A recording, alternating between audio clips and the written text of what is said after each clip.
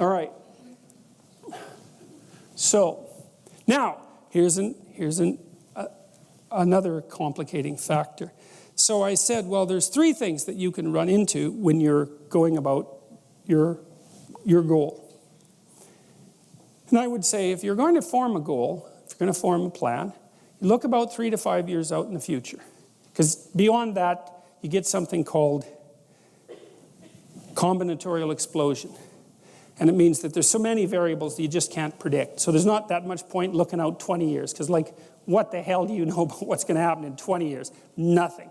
3 years, maybe you can chart a course to 3 years, 5 years, something like that. So that's not a bad segment of time to consider. And then consider what your life would have to be like in order for it to be worthwhile for you. Knowing also what you're going to be like if it isn't worthwhile for you. And what you're going to be like if it isn't worthwhile for you is Cain.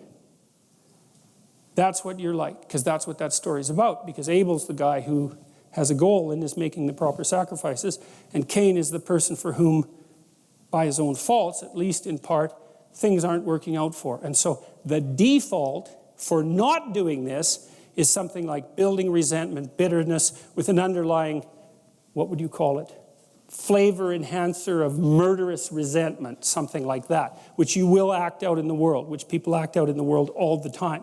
And it's no wonder, because without this, without something lofty pulling you along, then the baseline is stupid suffering. And you know, if you take a dog and you just chain it in the backyard, you know, and you put a collar on it that's too tight so it chafes all the time and it can't even bark, and you know, there's just dirt around it and it's too goddamn hot out in the sun, and maybe you don't give it enough water, you know, it's not going to be a very happy dog.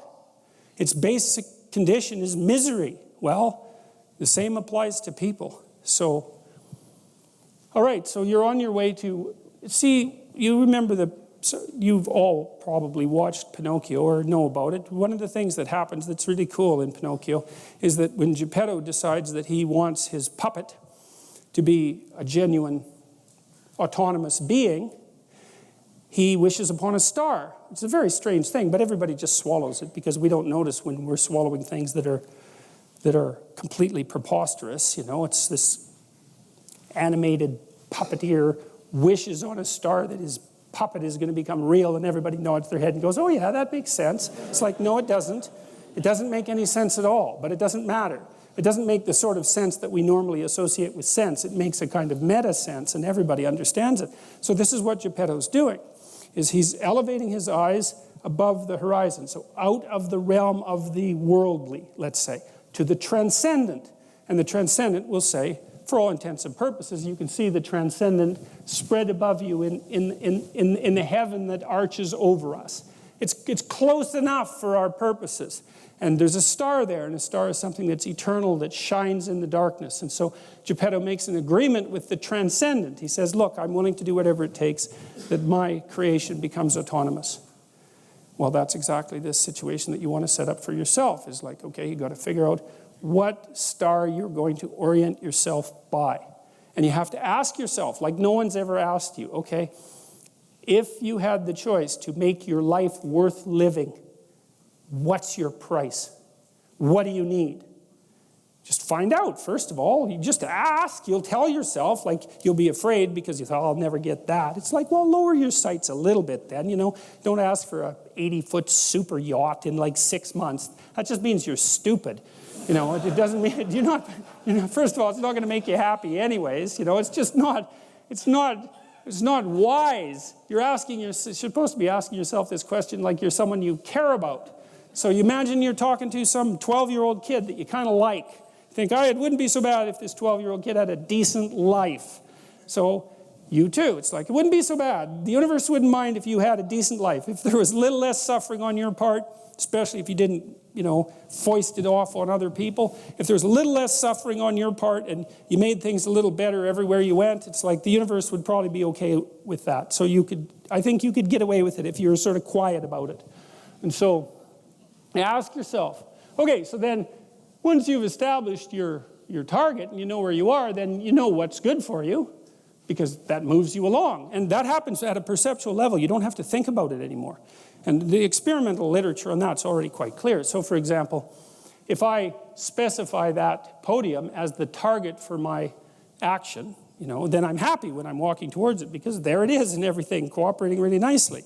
But if I specify going to the exit sign that you guys can't see that this is an obstacle in the front of, then as soon as I specify that, then that's an annoying obstacle.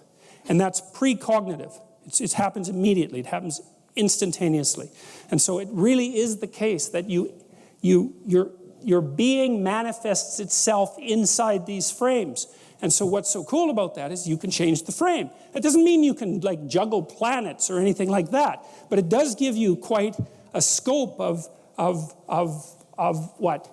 Untrammeled action within the world. And if the frame isn't working out, then you can tweak it, or sometimes you have to make a major adjustment in it, whatever. You don't have to stick to the damn thing like it's the ideology that you're going to die for. It's a tentative plan. It's a work in progress. And that's with the future authoring program, one of the things I recommend for people is that they should do it badly. Because you're not going to get it right anyways, but a reasonable plan is way better than no plan. Plus, a reasonable plan is a plan that has built into it the processes that will enable the plan to get better as you implement it. So you just start with a reasonable plan. So you don't have to worry about whether it's correct. It's not correct. It doesn't matter. It's better than nothing. That's the issue.